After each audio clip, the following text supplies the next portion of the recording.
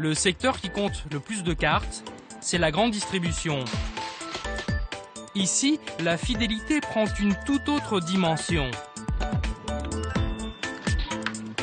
Derrière chaque caisse se cache un géant.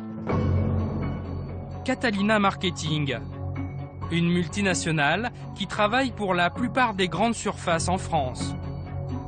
6000 supermarchés reliés à un énorme bâtiment, quelque part en région parisienne. Le saint des saints du marketing moderne, le stockage des données informatiques, accès personnalisé, sas de sécurité, tous les 10 pas. Identification réussie. Sur des centaines de mètres, protégés comme autant de diamants dans un énorme coffre-fort, nos données personnelles. William Febvre, le PDG de Catalina France, enregistre ici les habitudes de consommation de 21 millions de foyers. Ici, l'information qui est stockée, c'est l'information utile, c'est-à-dire en fait une information qui reprend le type de produit consommé par les différents clients et les quantités qu'ils vont avoir achetées aujourd'hui ou la semaine dernière ou le mois précédent.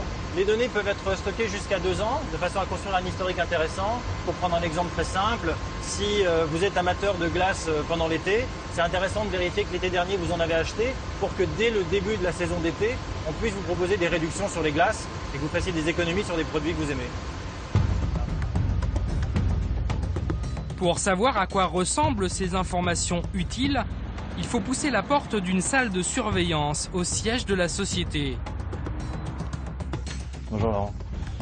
Laurent, est-ce qu'on pourrait se connecter à un magasin, s'il te plaît?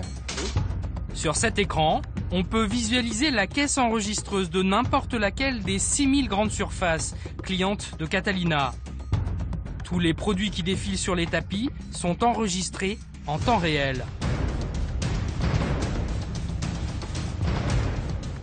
Les informations qu'on va récupérer ici et qui nous intéressent, c'est le type de produit, les quantités de produits achetés dans ce panier et le numéro de carte de fidélité.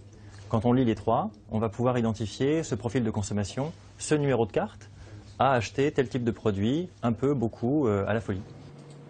Ces données ultra stratégiques, l'entreprise n'en est pas la propriétaire. Et pourtant, elle les exploite largement. Okay. Ce matin, avec une de ses commerciales, William Febvre prépare une campagne de promotion. Il va la proposer à un industriel qui veut lancer un nouveau gâteau, goût coco. Donc, ce qu'on a fait, c'est qu'on a identifié dans tout le magasin les gens qui aiment le goût coco, ceux qui achètent des yaourts coco, de l'ultra frais coco, des biscuits, des glaces. Et dans tout le rayon, on en a identifié 2,8 millions. Et ce que je recommanderais ici, c'est vraiment d'aller sur les fans du goût coco, c'est-à-dire ceux vraiment qui en achètent régulièrement. Parce qu'on est sûr qu'ils aimeront ce nouveau produit. Et donc, eux, comment tu vas les intéresser? Eux, l'idée, c'est qu'on va leur dire que le produit existe désormais en saveur coco. On est sûr qu'ils vont aimer, qu'ils vont avoir envie de goûter.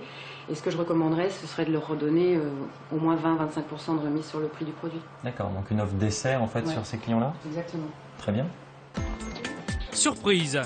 Malgré ce que martèlent les publicités de la grande distribution, une bonne partie des promotions est en fait financée par ses fournisseurs. La réduction et toute la campagne va être financée par l'industriel, par le fabricant. D'accord. Le distributeur, lui, apporte les données qu'il collecte à travers ses cartes de fidélité. Et puis Catalina apporte sa compétence et sa connaissance du comportement d'achat. Donc les ristournes sont financés par les industriels? C'est les industriels, effectivement, qui financent les ristournes sur ce type de campagne. Pour obtenir les meilleures ristournes, les grandes enseignes se livrent à une véritable guerre commerciale. Raison sans doute pour laquelle aucune d'entre elles n'a souhaité parler de son programme fidélité devant la caméra. Voici en tout cas comment fonctionnent toutes ces offres. Grâce aux données recueillies par la carte fidélité, les consommateurs ont été regroupés par catégorie.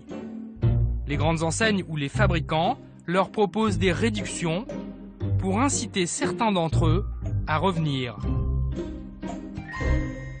Ce qui va être intéressant pour un industriel qui fabrique ce genre de produit, c'est qu'au lieu d'investir dans une campagne de plusieurs millions d'euros d'une communication tous azimuts, mais qui va finalement n'intéresser qu'une petite frange de la population. Là, on va directement aller parler à cette frange de la population qui a un intérêt pour le produit. Donc on va diviser le coût d'une campagne par 5, par 10. Outil de surveillance et d'incitation à la dépense, la carte fidélité est donc aussi un support publicitaire. Mais une publicité intelligente, ultra ciblée. Et pour être sûr qu'elle nous parvienne, Catalina a même installé 50 000 petites imprimantes à côté de chaque caisse. Des services que la société, intermédiaire obligé pour tout le monde, facture très cher. Si la carte fidélité rapporte, c'est donc avant tout aux entreprises qui gèrent les programmes.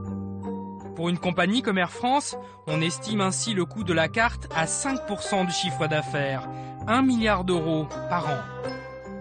En échange, les marchands de fidélité promettent un retour gagnant.